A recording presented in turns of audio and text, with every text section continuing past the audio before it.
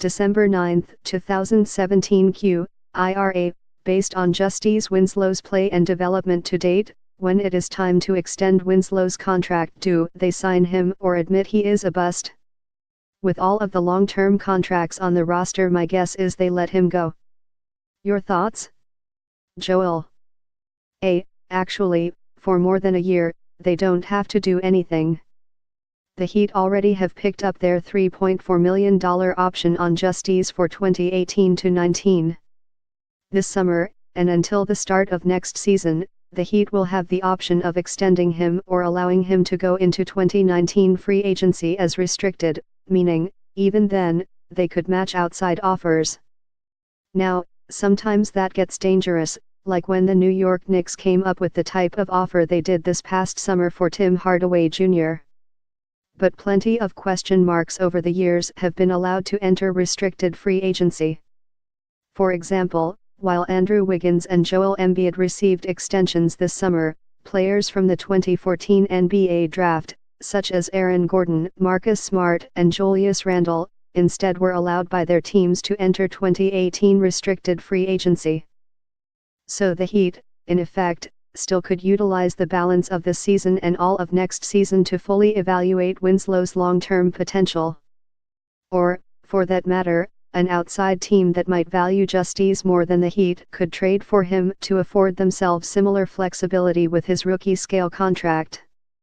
To a degree, that makes Justice, even with his uneven play, somewhat of a value player at the moment, at only, relatively, $2.7 million this season and $3.4 million next season, 2018-19, with a $4.7 million qualifying offer needing to be made to retain right of first refusal in the 2019 offseason.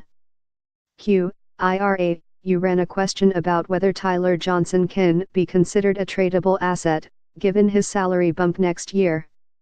What I keep wondering is this: Tyler is a better defender than Dion, shoots a higher three-point percentage, and generally puts up decent numbers. He's in a slump and playing uneven at the moment, and he's still got better stats per minute than Dion.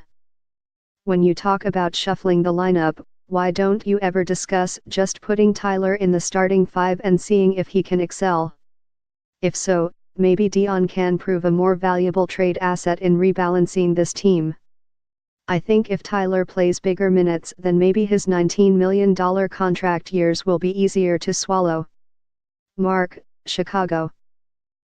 One of the appreciations I've developed over the years for coaches is the way they not only have to manage skill sets, but also egos. You make cogent points from both skill and salary perspectives. But I cannot fathom, after finally getting the opportunity to become a team focus and then re-upping in the off-season, that Dion ever would accept a shift to a reserve role. I believe you would lose him, at least mentally, at that point.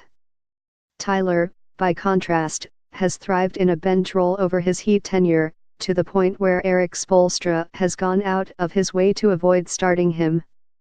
The tweak you could consider would be extending Tyler's time at the cost of Dion's, but that hardly would be the best way to set up a player for a trade, as you suggest. No, to me it comes down to whether the Heat believe Tyler can become an impactful and consistent sixth man.